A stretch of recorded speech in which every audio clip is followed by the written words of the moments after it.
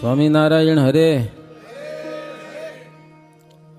વર્ણિ કહે અભયસિંહજી, સુણો તમે થઈ સાવધાન. ભક્ત ભલા હેમરાજ સા, એક એનું કહું આખ્યાન. હરિભક્ત તણા આખ્યાન, સુણીએ થઈને સાવધાન. તેથી તેના જેવા ગુણ આવે, પ્રીતિ પ્રભુ પદમાં ઉપજાવે. ધ્રુવ પ્રહલાદયાદિક કેરા, લખ્યા આખ્યાન એવા ઘણેરા. જેણે ભક્તિ કરી શિર સાટે, સહયા સંકટ સતસંગ માટે. અચિંત્યાનંદ બ્રહ્મચારી કથા સંભળાવે છે. મહારાજ સુંદરિયાણા ગયા, વનાસા પુંજાસા હરિભગત દ્રઢ નિષ્ઠાવાળા. તો એના પિતા હેમરાજ શાહ, એનું આખું આખ્યાન કહું કે સમજા કેવી રીતે એને સત્સંગ થયો વગેરે. હરિભગતના આખ્યાન સાંભળવાથી એના જેવા ગુણો આવે. કાંઈક સાંભળવાનો મતલબ શું?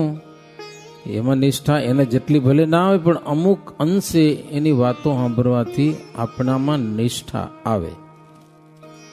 અચિંત્યાનંદ બ્રહ્મચારી કે શાસ્ત્રોમાં લખાયેલા છે. ધ્રુવ છે, પ્રહલાદ છે, એ બધા સત્સંગને માટે સંકટ સહ્ય, ભગવાનને માટે એના આખ્યાનો લખાયેલા છે. જેણે શિરસાટે ભક્તિ કરી છે એવા આપણા સત્સંગીઓ પણ ઘણા બધા છે. તો હેમરાજ શાહનું આખ્યાન સાંભળો. અચિંત્યાનંદ બ્રહ્મચારી કે આપણા સત્સંગમાં પણ ધ્રુવ અને પ્રહલાદ જેવા હરિભગત છે. સમજાના? એના જેમ વ્યાસજી આખ્યાનો લખી ગયા છે તેવા સત્સંગમાં ઘણા બધા છે. હવે હેમરાજ શાહ કોણ છે? વાણિયા છે. દસ્સા ને વિસા વાણિયા થાય, એમાં આ વિસા છે. વિસા અને મોઢ જ્ઞાતિ છે એની. ધંધુકામાં એનો મોટો સમુદાય, આખી સમાજ ધંધુકામાં. અને ગોસાઈજીના પોતે આશ્રિત. ગોસાઈજી એટલે વૈષ્ણવ સંપ્રદાયજી કહેવાય છે દુનિયા, બીજી લે ને, વલ્લભકુળને માનવાવાળા. તો ધંધુકાથી 5 ગાઉ છેટે સુંદરિયાણું ગામ છે. સુંદરિયાણામાં હેમરાજ શાહ રહે. અને જ્ઞાતિ વ્યવહાર બધો એનો ધંધુકામાં, ત્યાં આખી સમાજ એની. અને પોતે વૈષ્ણવમાં પણ મોટા, સમાજમાં પણ મોટા. હેમરાજ શાહ એકાદશીનું વ્રત જોરદાર કરે પાછા. વૈષ્ણવમાં એકાદશી વ્રત જબરજસ્ત. દર એકાદશીના 1 મણ ઘીનું કુંડલું લઈ જાય સુંદરિયાણાથી છે ધંધુકા, પગે હાલીને જાય. અને ત્યાં સાકર કે પછી સામાનો લોટ કે એવું બધું લઈ અને જેટલા દીક્ષિત હોય ને એને બધાને જમાડે. દીક્ષિત એને કહેવાય, સંપ્રદાયના દીક્ષિત. આપણે જેમ મહારાજ પાસે મંત્ર લઈએ એટલે આપણે દીક્ષિત થયા. એમાં એના સંપ્રદાયમાં સાધુ તો છે નહીં, હરિભગત જ દીક્ષિત હોય બધા, અને નિયમ ધર્મ પાડતા હોય એમ. તો દરેક એકાદશીને પહોંચી જાય અને બધાને જમાડે. ને ઘીનું કુંડલું આખું લઈ જાય મણનું. ભલે ત્યાંનું મણ 20 કિલા તો કહેવાય ને. દર એકાદશીએ 15 દીએ વલ્લભ સ્વામીને માને, સમજાય? બીજા કોઈ દેવને ન માને, એવી નિષ્ઠા જબરજસ્ત એમ. બીજા વૈદ્ય ધર્મ જાણે, એટલે નાડી વૈદ્ય હતા જબરજસ્ત હેમરાજ શાહ. ધન્વંતરી જેવા ગમે એવા રોગ મટાડી દે. ક્ષય રોગ હોય, પતનો રોગ હોય, એવું કોઈ દર્દ હોય તો એને મટાડી દે, એવું વૈદ્ય જાણે. એમ કરતા કરતા એના દીકરા વન્નાસા અને પુંજાસા એ સ્વામિનારાયણના સત્સંગી થઈ ગયા, ક્યાંક યોગ થઈ ગયો એને, સાધુનો કે હરિભગતનો, અને સત્સંગી થયા. એટલે હેમરાજ શાહને જે ઘરમાં જે મજા હતી ને એ મજા થોડીક મરી ગઈ, થોડાક મનભંગ થયા. સમજ્યા ને? છોકરાઓને કે તમે આપણો મૂળ ધર્મ છોડી અને તમે બીજો ધર્મ સ્વીકાર્યો, બહુ ઝઘડો ન કરે શેઠથી પાછા સમજુ. મીઠો ઝઘડો થાય ઘરમાં દરરોજ, એક બાપ મૂકીને નવો બાપ કર્યો. સમજાય? હવે એના છોકરાને મહારાજ સમજાઈ ગયા, સત્સંગ સમજાઈ ગયો, એ મૂકે પછી સમજાઈ ગયો મૂકે. તમને એમ કે કોઈ સત્સંગ છોડી દો તો આપણેથી છૂટે, ગમે એમ કહેતો હોય. બાપો માથાકૂટ કરે, છોકરા માને નહીં. દરરોજ ઘરે મીઠો ઝઘડો થાય થોડોક. સમજાય? તમે આમ છે તેમ છે ને. છોકરા કે બાપા વૈષ્ણવ ધર્મ જ છે, બીજું કાંઈ નથી. સમજાય ને? પણ બાપુ માને નહીં. એમ કરતા કરતા એકવાર ગોપાળાનંદ સ્વામી સુંદરિયાણા પધાર્યા. આમ ગામડા ફરતા ફરતા જૂના મંદિરમાં ઉતારો કર્યો. અત્યારે પણ સુંદરિયાણામાં 2 મંદિર છે. જૂનું મંદિર પ્રસાદનું કહેવાય છે, મહારાજ વખતનું મંદિર છે. આવી ઉતર્યા મંદિર માયા, વન્નાસા પુંજાસા આવ્યા ત્યાં. 2 ભાઈ આવી શિર નામ્યા, કરી દર્શન આનંદ પામ્યા. 2 ભાઈ આવ્યા, ગોપાળાનંદ સ્વામીને પગે લાગ્યા, બહુ આનંદ થયો, મજા આવી. સ્વામી આવ્યા પછી સ્વામીને વિનંતી કરી, સ્વામી અમારા બાપાને સત્સંગ કરાવો ને. સ્વામી કે તેડી આવો અહીંયા કને કરાવી. કે તો કઈ આવે નહીં, કે મંદિર ના આવે, કે બહુ વાંધો છે ને બહુ તકલીફ છે, દરરોજ માથાકૂટ થાય છે. કે સ્વામી કે એમ અમારેથી ઘરે ન અવાય, એક તો સત્સંગના વિરોધી હોય, ભાઈ ઘરે હાલીને કેમ જાવું, અમારે આવું મંદિર છે ને. તમે બોલાવી લાવો તો કંઈક દવા કરીએ. કે સમજાય કે નહીં? બોલાવી લાવો કે ઓલ્યા કે સ્વામી કોઈ રીતે આવે એમ નથી, કોઈ ઉપાય નથી એને મંદિર સુધી પહોંચાડવા એમ. તો ગોપાળાનંદ સ્વામી કે કાંઈ હોય તો કેવો ઉપાય છે? તો એક ઉપાય છે, કોઈક સાધુ જો માંદા થાય ને તો દવા કરવા આવે. માંદો શત્રુ હોય ને, શત્રુ તો પણ 12 વાગે પણ એની દવા કરવા જાય. વૈદનો ધર્મ છે પાછો, વૈદ હોય કોઈની સાથે શત્રુતા ન રાખે, વૈદ કે ડોક્ટર.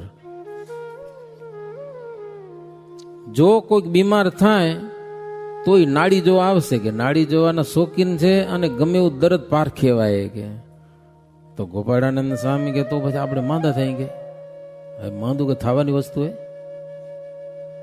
બધાને કોરોના થઈ જાય તો તમને ન થાય, તમને મને કોરોના થઈ જાય તો થઈ જાય, અને કદાચ થઈ ગયો તો ભાગી જાય તો ભાગી જાય. બોલો, દવા કરવી પડે. તો વન્નાસા કે સ્વામી માંદું કે થવાની વસ્તુ હે? કે તમે કહો માંદા થઈ જાય કે લ્યો, અને તમે ખોટા માંદા થાવ ને પછી આવે નાડી જોવે ને કાંઈ નખમાં રોગ ના હોય તો અમને મારી ચામડે ઉતાર નાખે. એટલા તો વહામો છે બાપો. કે છોડા અમારા કાઢી નાખે. પછી કે કાંઈક ઢોંગ કર્યો, પાખંડ કર્યું, મને જોરે અહીંયા લઈ આવ્યા. એમ સ્વામી વિચારવું પડે. ગોપાળાનંદ સ્વામી ચટ્ટાઈ પાથરીને હુઈ ગયા કે હું માંદો છું, લઈ તો આવો, પછી હું પોગી વળીશ. કે પછી તમને ટેન્શન નહીં. કે એકવાર મારી પાસે આવી જાય, ડોક્ટર પાસે દર્દી આવો તો જોઈને, કે સમજાય કે નહીં. પછી સ્વામી કે કેસ ખલાસ. કે સમજાય ના, ખોટું બોલીને પણ લી તો આવો, હું માંદો જ છું, કે જાઓ. કે પછી ગયા ઘરે. બાપાને કીધું, બાપા અમારા ગોપાળાનંદ સ્વામી વંદા થઈ ગયા છે. બાપ કે જય બોલીશ નહીં, કે સ્વામી તો એક વલ્લભ સ્વામી, બધા બાવલિયા. કે બધા સમજાય કે નહીં? સ્વામી એક વલ્લભ સ્વામી, બાકી બધા બાવલા. કે હો બોલીશ નહીં મારી પાસે. તો કે મંદિરમાં ગોપાળ બાવો આવ્યા છે, બીમાર થઈ ગયા છે. કે બીમારી સાંભળી એટલે જવું જ પડે. લાંબુ ધોતિયું, લાંબુ કોટ, વાણિયાની પાઘડી, ગુલાબી પાઘડી ખબર ને, આટા વાળી, હાથમાં વૈદની પેટી લઈને આવ્યા બધા મંદિરમાં. પોતે આવ્યા મંદિર માયા, કહ્યું સ્વામીએ શેઠ ને ત્યાયા. જુઓ શેઠ અમારી આ નાડી, શું છે રોગ તે દિયો દેખાડી. સ્વામી કે દર્દ શું છે ખબર નથી પડતી કઈ, લ્યો એ તમે બતાવો કે આર્યા નાડી, હાથ લાંબો કર્યો. હેમરાજ શાહે સ્વામીનો હાથ પોતાના હાથમાં લીધો અને નાડી જોવાની રીત હોય અને નાડી જોઈ અને સ્વામીએ ચમત્કાર બતાવ્યો, કારણ કે સ્વામી યોગી હતા. નાડી ઠેકડા મારવા માંડી શરીરને, સમજ્યા ને. સરસ કથા લખેલ, તમે ધ્યાનથી સાંભળશો તો સમજાતું જશે, મારે બોલવું નહીં પડે. નાડી ગ્રહી કરની તહા તો ચટકીને ચાલી ગઈ, બાહુ તપાસા બેય ત્યાંથી કંઠમાં જાતી રહી. જ્યાં નાડી જુએ ને ત્યાં પાછી ભાગી જાય.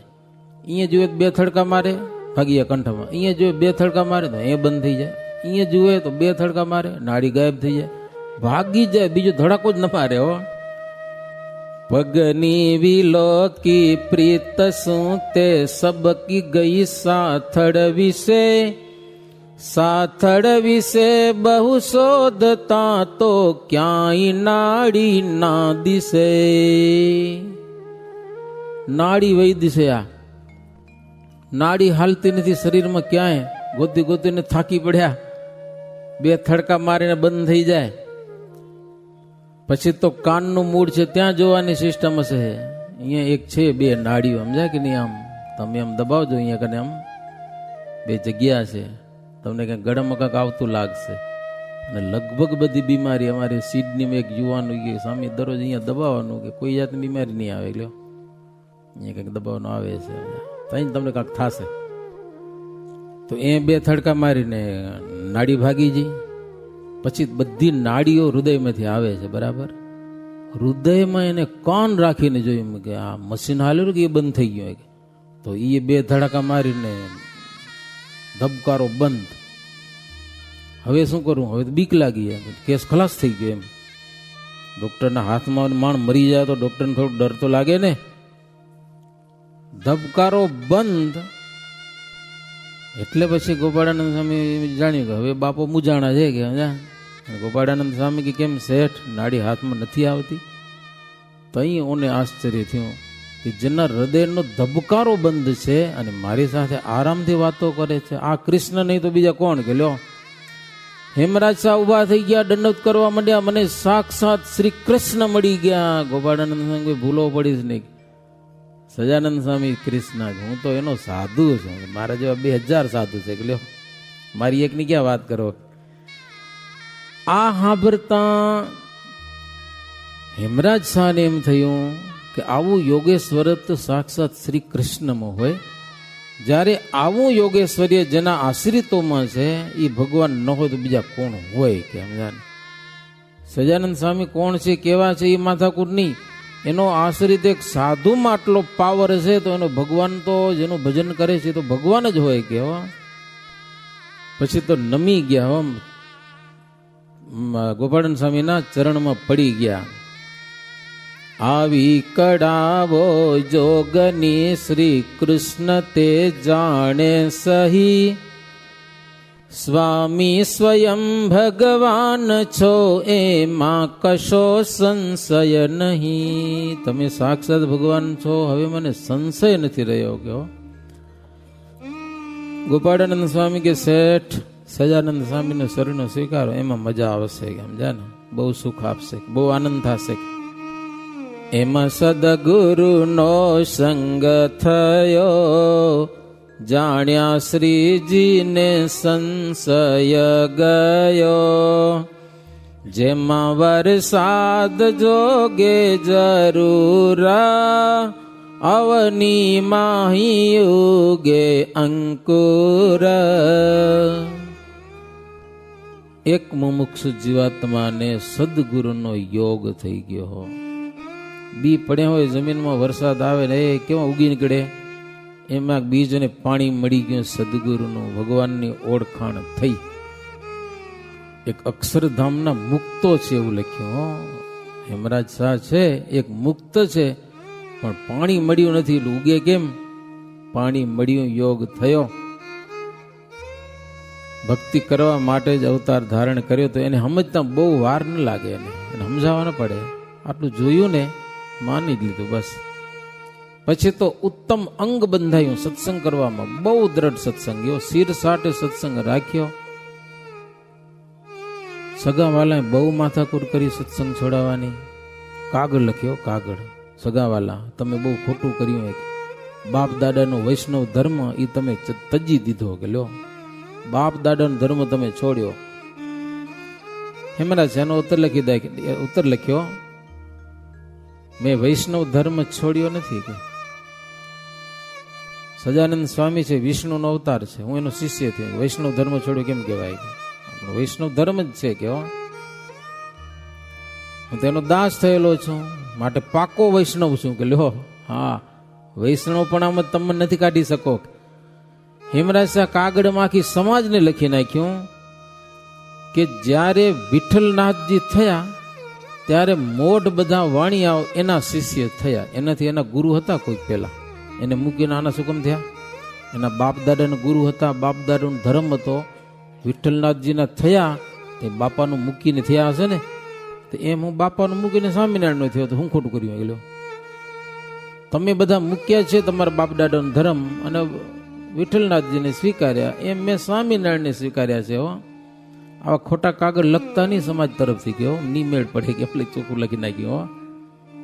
એવામાં સુંદરિયાણામાં ગોસાઈના ગુરુ આવ્યા, આચાર્ય લાલો કહેવાય એનો, લાલજી, મુંબઈ એમ બોલાવ્યા હતા એને, વૈષ્ણવ સંપ્રદાયના મુખ્ય લાલજી. ભણેલો હતો છોકરો, જુવાન હતો, લાંબુ પ્રવચન કર્યું ભાગવત વિશે. એને ખબર પડી કે મોટો શ્રીમંત આપણો ધર્મ છોડીને સ્વામિનારાયણમાં હાલો ગયો હોય. એને આશા એવી હતી કે હેમરાજ શાહ છે, શેઠ છે, બહુ પૈસાદાર છે, 700 રૂપિયાની ભેટ કરશે, એના ઘરે પધરામણી કરવા જાશું, તો એવી એની ઈચ્છા હતી. તે દીના 700 રૂપિયા એટલે ઠીક કહેવાતા હશે એમ, પણ કોઈ કે એને વાત કરી કે હવે આશા ન રાખજો, શેઠ તો સત્સંગી થઈ ગયા છે, માટે પધરામણી નહીં કરાવે, કે તમારી ગયા જાના હવે તમારી પધરામણી નહીં થાય, અને 1 રૂપિયો ભેટે નહીં કરે, ઉસકો છોડ દો હવે. પછી ગોસાઈએ ઠાઠ કર્યો લલચાવા માટે. એ શેઠિયો રાજી કેમ થાય એના માટે શું કર્યું? પ્રસાદીના ટોપલા ભર્યા, ઊંડિયું ના આવે આવી જાત જાતની પ્રસાદી બનાવી.